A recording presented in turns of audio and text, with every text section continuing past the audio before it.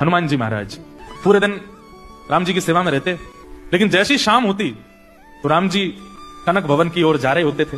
पूरे दिन रहते बानरों के बीच में, सभा के बीच में, प्रजा के बीच में, लेकिन संध्या में तो वो फिर अपनी गृहिणी के पास और फिर निज जीवन जीते हैं जो बहुत प्राइवेट है, प्राइवेसी रहती है वहां पे।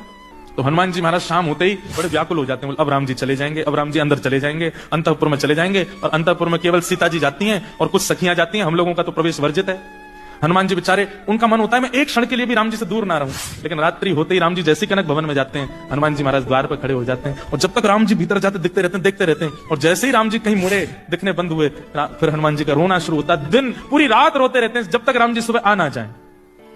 तो हनुमान जी महाराज व्याकुल हो गए, राम जी से बोले कि आप हमको रात्रि सेवा में ले चला करो। राम जी बोले सीता जी से आज्ञा ले लो।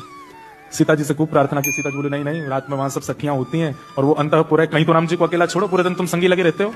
हनुमान जी इतना रोए इतना रोए, अब हनुमान जी रो रहे हैं, देवी देवता प्रकट हो गए हाथ जोड़ के, हनुमान जी आप आज्ञा करो क्या करना है। तो हनुमान जी बोले मेरा दुर्भाग्य है कि मैं हनुमान हूं, मुझे सहचरी बना दो, मुझे कोई सखी बना दो, मैं भी कोई नतनी पहन करके, चुनरी ओढ़ करके कोई कन्या बन जाऊं और मुझे राम जी के अंतःपुर में जाने का अवसर मिले। अब ये तो सब देवी देवता हाथ जोड़ खड़े रहे, बोले कि ये हम कैसे कर सकते हैं, और हमको दंड और लगेगा कि हनुमान जी को छोरी बना है। लेकिन हनुमान जी की विरह वेदना इतनी थी कि नेत्रों से अश्रुपात हो रहा था, वो नेत्रों का अश्रुबिंद ही एक छोटी सी धारा बनकर के सरजू जी में गया। सरजू जी उस ताप को सह नहीं पाई और तुरंत सरजू जी प्रकट हो गए। सरजू जी, सरजू मैया, और हनुमान जी के पास जाके बोली हे हनुमंत लाल क्या इच्छा है। बोले मुझे सहचरी रूप दे दीजिए। तो हनुमान सरजू मैया बोली सहचरी रूप दे देंगे, क्या करोगे। बोले पूरे दिन तो हनुमान बनकर के राम जी के साथ रहूंगा, रात में सहचरी बनकर के निज कक्ष में जाऊंगा।